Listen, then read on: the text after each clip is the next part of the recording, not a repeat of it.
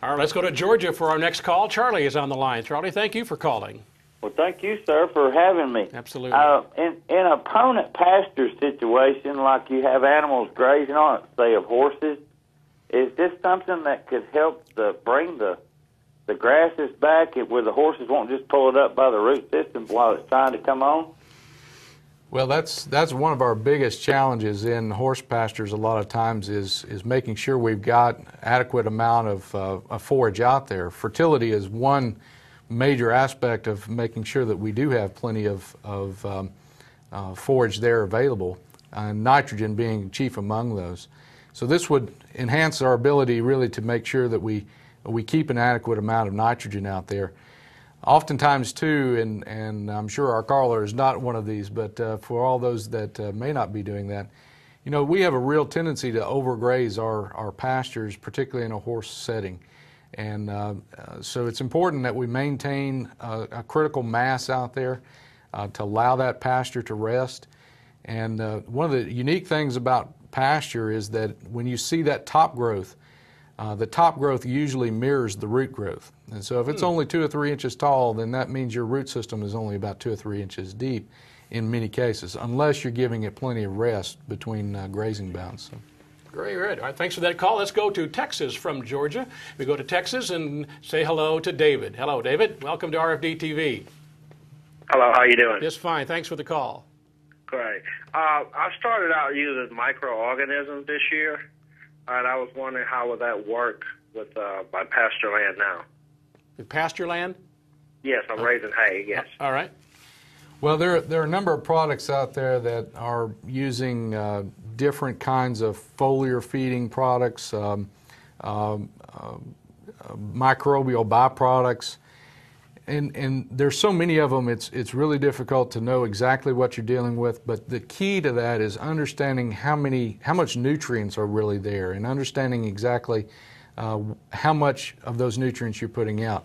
The truth is that you know, a plant really doesn't differentiate between an organic form of nitrogen versus, say, ammonium nitrate or urea or some other source of commercial fertilizer.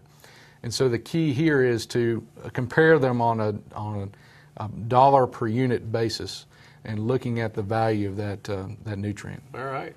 We're coming up on 5 minutes to go here, and the phones are ringing. Let's get to as many as we can. Jake from Maryland, you're next. Welcome to RFD-TV.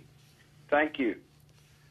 My question is, I'm a potato grower from Eastern Shore, Maryland, and I want to know if there was any information that AGROTAIN could benefit me in raising eastern potatoes.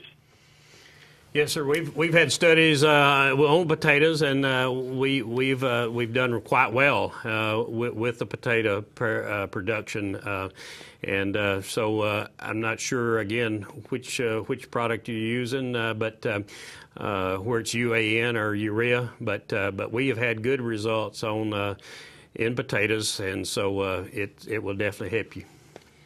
If I could add to that too, Please. I've seen some studies out of Maryland, and I can't remember the exact details on that.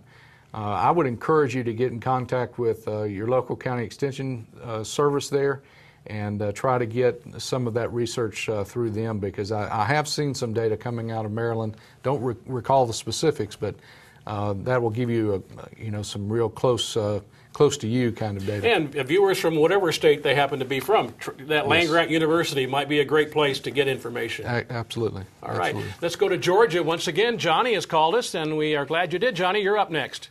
Yes, sir.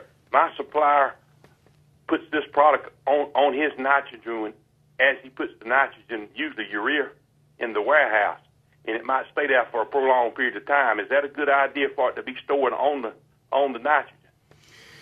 Yes, sir. The half-life of AGROTAIN is 3 months. So as long as he's treated it and he can just put it back into his bins there, as long as he uses it 4 to 6 weeks, you should be in great shape. No problem whatsoever. I've had a lot of dealers that have done that. They go ahead and treat it when they bring it in, and most of the time they're just treating it up for that hard rush that they have, and so you should not have a problem with that.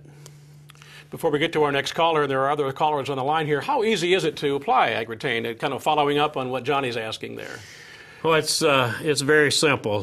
When I first started with AGROTAIN, I came from the chemical industry, and I was wanting a very detailed in our product development, and said, Jimmy, you just blend it on a ton of urea. And until I saw it, and so all you do is pour the AGROTAIN into a blender, and there's different ways, and every fertilizer operation is set up different, but you just got to get the AGROTAIN on the urea. Of course, if you're using UAN solution, all you got to do is just pour it in there in a little agitation, and it does the job.